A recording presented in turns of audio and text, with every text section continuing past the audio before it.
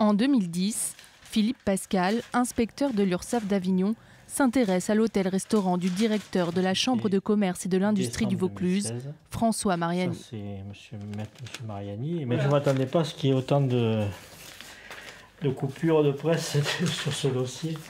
S'attaquer à un notable a un prix. Menaces, agressions et 3 procédures judiciaires. Cet homme à la carrière irréprochable perd son travail, une petite mort sociale pour lui qui veut rétablir son honneur. Je veux être blanchi dans l'esprit des gens, parce que moi j'ai perdu beaucoup d'amis. Il y a beaucoup de gens qui ont dit ah, il n'y a pas de fumée sans feu. Si M. Mariani dit que cet inspecteur est pourri, c'est qu'il y a un fond de vrai. Donc je veux que ça disparaisse des esprits des gens, quoi. Il y a un an naissait la loi Sapin II et le statut de protection pour les lanceurs d'alerte. À partir du 1er janvier 2018, les organisations publiques et privées de plus de 50 salariés devront mettre en place des dispositifs d'alerte. Ce statut est, selon l'ONG Transparency International, l'un des plus complets au monde. Vous avez maintenant le fait que l'alerte va être traitée, vous avez le fait qu'il y a nullité de toutes les représailles et vous avez un parcours fléché, souple. Donc je pense que le problème, c'est maintenant un problème d'information.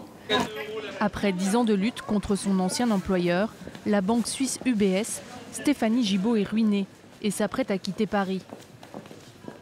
C'est compliqué, c'est un peu triste de quitter Paris quand même, hein, et surtout dans ces conditions-là, c'est-à-dire qu'on a l'impression d'être complètement jeté d'une ville dans laquelle on habite depuis 20 ans. Elle regrette que la loi ne soit pas rétroactive, car pour elle et les autres, les longues et coûteuses procédures continuent. La loi n'a pas prévu de soutien financier pour les lanceurs d'alerte et plus de moyens pour que la justice puisse agir plus vite. C'est pour ça que cette loi Sapin est, à mon avis, un premier pas sur lequel il va falloir construire. Maintenant, voyons comment elle va être appliquée. Parce que nos dossiers ont montré que ce n'était pas les lois qui posaient problème, mais l'application de la loi pour tous. Stéphanie a dorénavant pour projet de fédérer et conseiller les lanceurs d'alerte de toute l'Europe dans leur combat.